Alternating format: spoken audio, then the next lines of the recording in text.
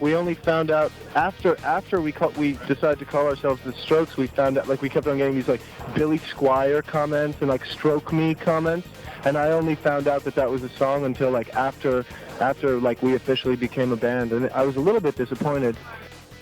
The Strokes opened their account of 2002 with an incendiary rib-shaking performance on NBC's Saturday Night Live on January the 19th, where they were the musical guests of host Jack Black.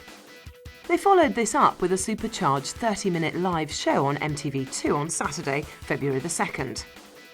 The Saturday Night Live showcase proved to be a major fillip, as sales of Is This It skyrocketed in the US, taking it to a Billboard chart peak in the low 30s.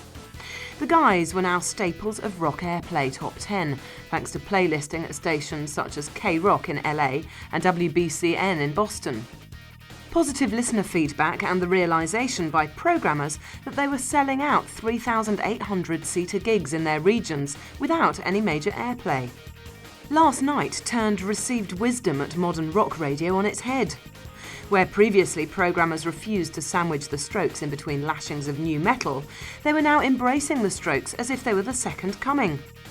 In February, the guys took their show to Japan, where fainting fans were dragged from the auditoriums, and Hammond Jr. disappeared with an Australian stripper to get high and watch monks pray at a Buddhist temple at 5:30 a.m.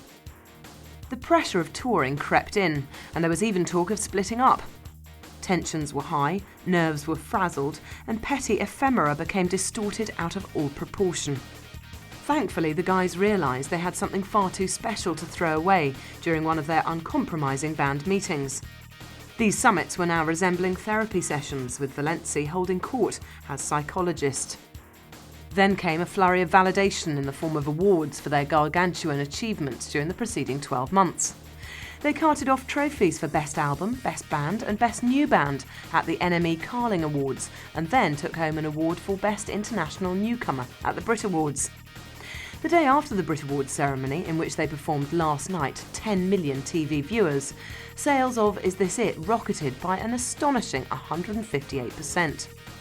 This was truly the moment when the Strokes went supernova and crossed over into the mainstream. As for the Brit Awards experience, the groups were pleased to pick up the award but felt distinctly uneasy about the whole spectacle. Valenci dismissed the glamour of the occasion, comparing it to being high on a drug that you'd never taken before and didn't particularly enjoy. Next stop was the full-scale British tour in March, taking in Glasgow Barrowlands, Edinburgh Corn Exchange, Birmingham Academy, Dublin Olympia and Brixton Academy.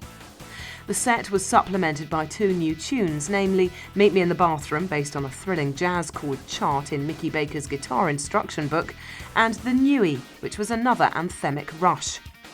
At the second Brixton Academy date on the 29th of March, it was staggering to witness the volume of merchandise on sale in the venue's foyer.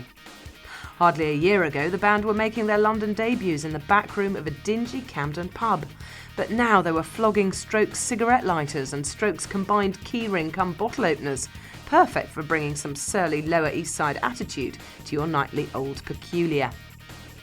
They returned to the US for a performance on CBS's Late Show with David Letterman on Tuesday, April the 9th, before hitting San Diego, California for a rescheduled gig at the 4th and B Club on April the 23rd. This was followed by a set at the annual Coachella Music and Arts Festival in Indio, California, at the Empire Polo Field on the 28th of April. The boys lined up alongside the likes of The Prodigy, Oasis and Foo Fighters.